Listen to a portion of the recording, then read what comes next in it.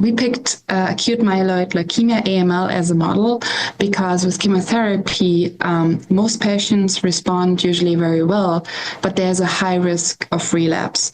So we were then asking, what are the metabolic features of these chemo-resistant cells? And we used patient-derived xenograft, PDX, and mouse models to study that in vivo and applied chemotherapy in these models. And we saw across multiple data sets that branched-chain amino acids, BCAAs, valine, leucine, and isoleucine, were changed.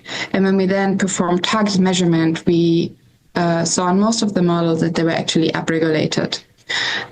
Since these are essential amino acids, we could just restrict the mice with diet, BCAA-free diets. And when we then combined BCAA-free diets and chemotherapy, we actually saw that this resulted in improved survival and lower bone marrow burden of the acute myeloid leukemia. We found that BCAAs were not used for energy generation, so we assumed they must be important for protein production. So we then went ahead and measured protein synthesis by OPP incorporation in vivo.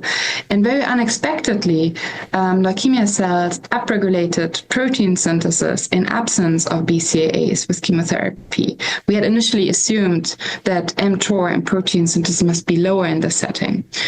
So we really wanted to follow up and performed ribosome sequencing to study the translator of these cells.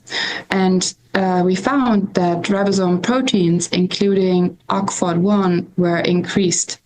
So OCFOD1 is dioxygenase that acts as a metabolic stressor. It hydroxylates the small ribosome close to the decoding center and can affect codon-anticodon pairing. And then when we then knocked out OCFOD1 in AML cells, we found that this decreased protein synthesis and improved animal survival. So our hypothesis at the moment is that OCFOD regulates protein synthesis in AML to help these cells survive during metabolic stress.